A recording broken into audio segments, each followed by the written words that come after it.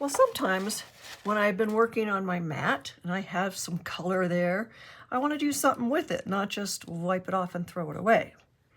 This is some flamingo ink. So what I do is I grab some of my scrap pieces of paper that I'm kind of collecting color on. And let's see what happens if I add some flamingo ink to this one. In this case, I'm going to grab a baggie, and just plop it on there. I like the way it's adding to the orange look on that one. I guess with the rest of it, I can do something like that. Yeah, that's nice. Another thing, sometimes I have some ink sitting around, either it's on the mat or just left over something. Let's put that, and let's put Distress Oxide, Mermaid Lagoon, and Cracks Pistachio. I'm going to spritz some water on it. And I'm going to take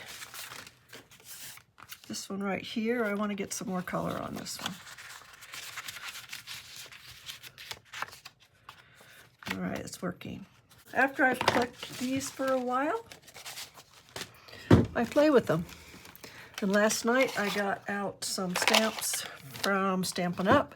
Paper Florist dies from Stampin' Up! They're all different flower parts.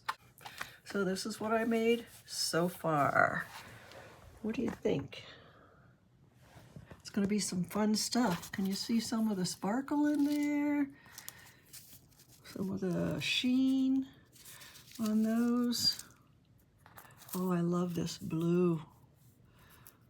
I love that. It's kind of blue and gold. I'll have to try that one again. So it's fun. I'll show you what I make with these things. So here's a look at some of the things I made using the Paper Florist dies from Stampin' Up!, which are no longer available, by the way.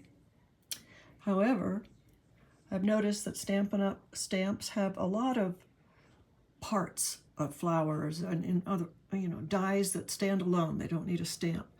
That's what this is all about. So there you go. I had so much fun. Little tulips and little daisies, and then I got some real little things happening here.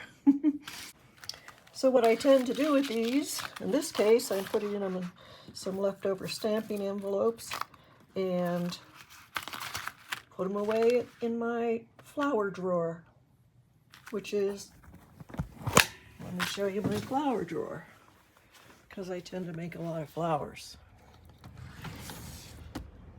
There you go, all kinds of flowers that I've pre-made or whatever, kits.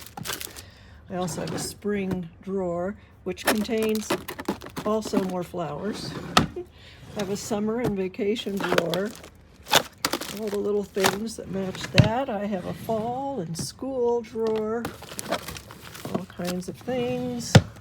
Winter and Christmas drawer. Anyway, that's how I stash my stuff.